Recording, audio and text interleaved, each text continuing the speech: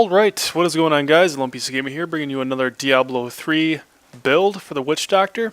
And this build today that we're showcasing is the CarnEvil build. And it's called CarnEvil because, obviously, it involves the CarnEvil legendary voodoo mask. So, what this build allows you to do is has your fetishes shoot poison darts whenever you do.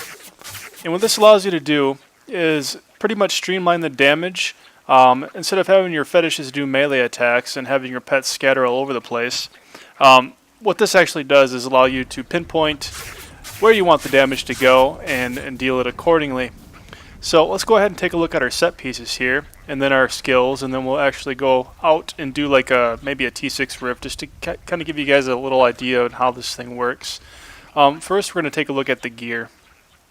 Of course, you got the CarnEvil here. You want invit, crit hit chance, and a socket. Probably throw a life gem in there. This is pretty much what you want. Maybe 6% crit, obviously, and ancient. You want all ancient pieces if you can get them. If not, it's no big deal, but that's what you want to shoot for.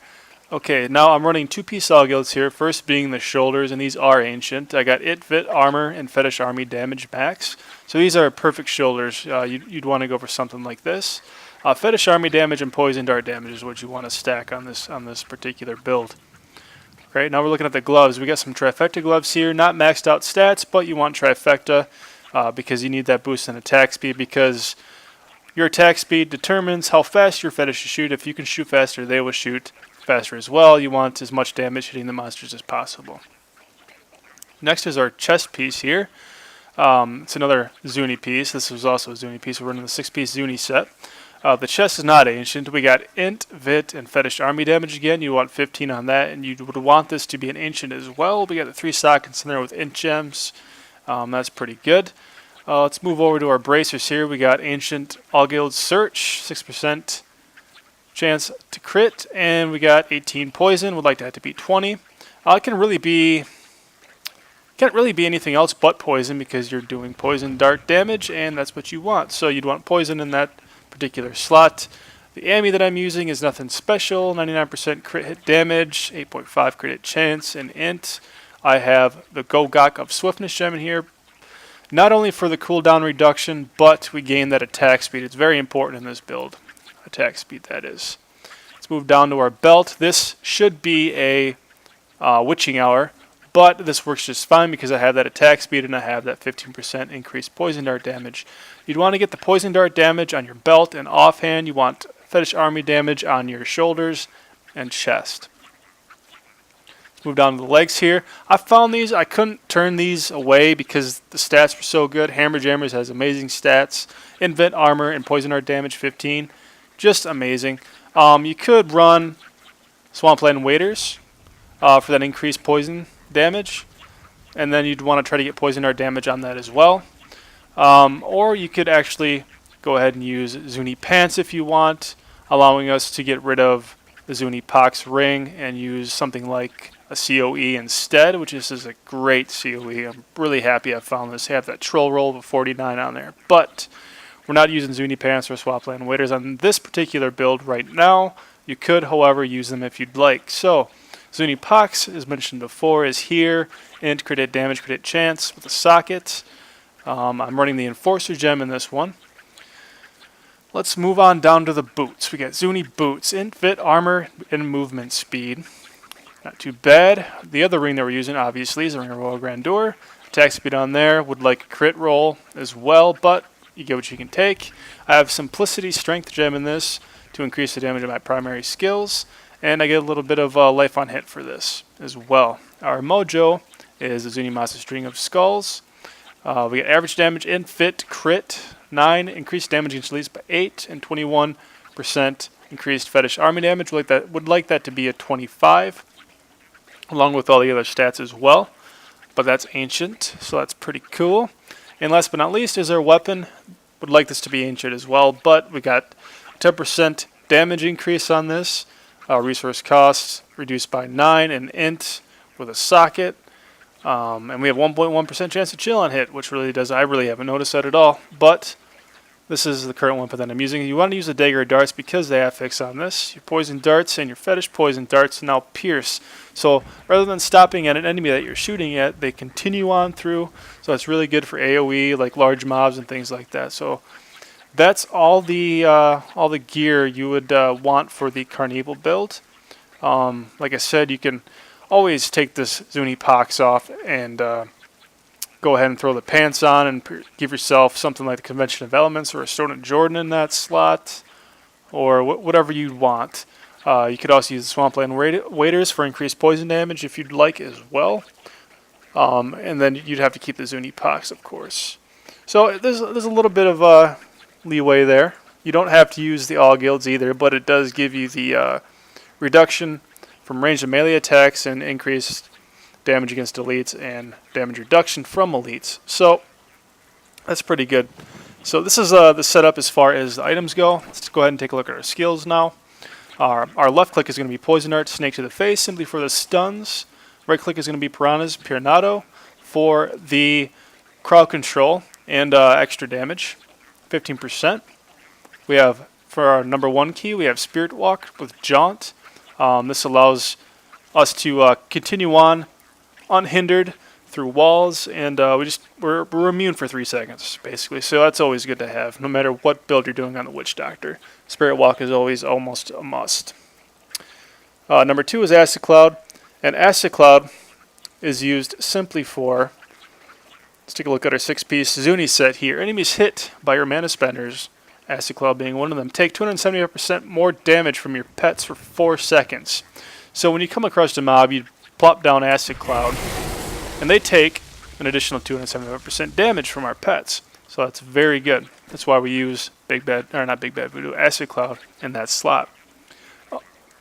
That also procs off of the Piranhas as well. Any mana spender will allow you to do 275% more damage to those creatures hit by those mana spenders. Number 3, of course, is Fetish Army, Legion Daggers. Zuni Masa set also allows us to keep these up until they die. So that's always good. And for number 4, we got Big Bad Voodoo. This can be swapped out for, I don't know, Hex, I guess, with Jinx if you'd want. Or anything else. Another mana spender, a different mana spender, something. I don't know. Big Bad Voodoo seems to work out good for me because we do run Grave Injustice as one of our passives. This reduces the cooldown of all our skills by 1 second when an enemy dies within 20 yards. So it stacks up when you get a lot of mobs or a lot of creatures in front of you and they're all dying. The cooldown reduction really stacks up. So we got Spirit Walk, Big Bad Voodoo, and Fetish Army that are all on cooldown. These 3 here. So it really helps out a lot to have this as a passive. Our next passive is Fetish Sycophants, of course, giving us an additional 15 fetishes. All 8 Fetish Army fetishes and the 15 Sycophants will shoot darts. So it's good to have that there. Jungle Fortitude, simply for damage reduction, 15% by our pets and ourselves. And Pierce the Veil is always a must because we get an additional 20% damage, just flat, straight out. But mana costs are increased by 30%, which if you run it all the time, you really don't notice. So that's that. Let's go ahead and take this to a rift real quick. We'll see how fast we can clear it. I'm not going for any sort of speed run, but just to give you guys a little bit of a taste as to how this thing works. Let's run in here and let's actually do one of these. So what you're going to want to do when you come across any sort of group is I like to find them first. Of course, Piranhas if you want, and start shooting. Now when you're shooting, this is going to build your Fetish Sycophant army up a little bit. Remember to drop down your mana spenders to increase the damage.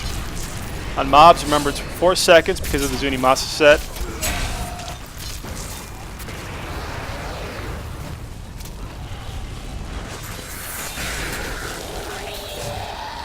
Go, cruising along. I'm not really going to bother picking up stuff in this one. I'll just go a lot quicker. Dropping our mana spenders and just clicking on the important ones. Like I said, the damage really is pinpointed.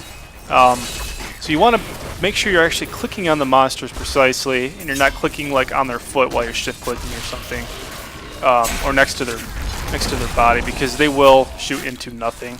And you want stuff to actually be hit. So make sure you're actually clicking on stuff and you're not just going half-assed with it. And you notice how all the darts are piercing. This is that AoE effect I was talking about, which is really cool. There's another elite pack up here. Throw down piranhas, throw down an acid cloud just for good measure. Pop him. Now the only problem with this build that I've run into is it's a bit squishy. Most Witch Doctor builds are squishy unless you're doing like a ZDPS or something, which really isn't my thing when it comes to Witch Doctors. I like to do as much damage as possible. So I found that it's pretty squishy, which is why we're running Jungle Fortitude as one of our passives. There's different gems you could use as far as socketing your rings and Ami. Something that comes to mind is Teguk, or the Gizzard gem that regenerates life, or the Alteration gem as well, I guess. And there's also the melee reduction one. I forget the name. See, and we got Waller here too. And you notice how the darts do not pierce through that, so that's another downfall to this. Another downfall to the build would be, like, for instance, running in the barracks, right? Like, there's all the doors and walls in your way. If your pets aren't, like, right with you, they might be in a room next to you or something, and you got an elite pack in your face, and you go to start shooting them, they will shoot into the wall, causing you all sorts of headaches. So you got to be aware that if you're having trouble managing your pets, try to find a safe route to quickly, like, run away, quickly run to, so your fetishes and your pets will teleport to you, and then you can resume the fight. But just got to have good pet control. Kind of know what you're doing, be aware of your surroundings, and you should be alright. Alright, Waller, that guy's dead. Really good rift though. The mobs in here are just amazing. It's like a dream for a greater rift. Wide open, there's nothing really blocking our shots other than Waller, of course.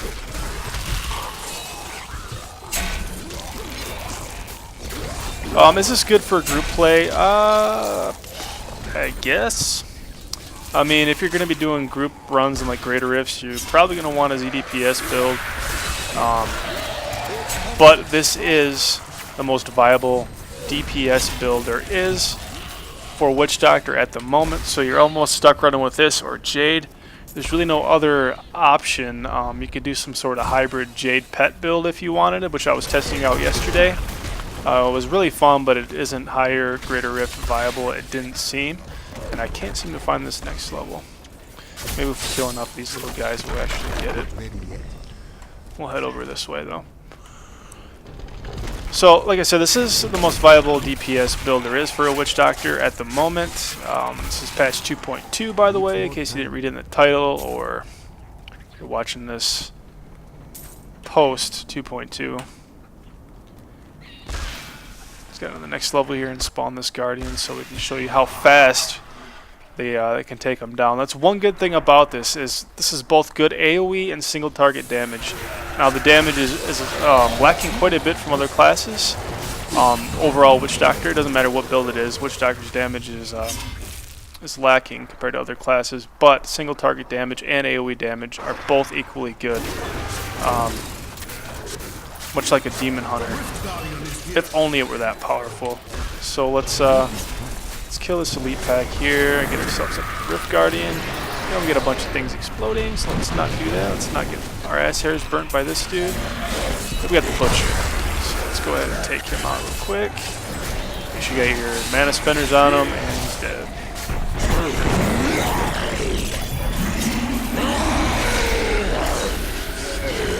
So that's a Rift with the CarnEvil build for the Witch Doctor. If there's anything I left out or anything you have questions about, please let me know. Yeah, so I hope you enjoyed the video. Let me know if you want me to make more. I might come out with a Jade build, YouTube tutorial, something like that. I don't know, I'm not sure yet. But be sure to hit the like button below, subscribe if you haven't, and I'll catch you guys next time. Take care.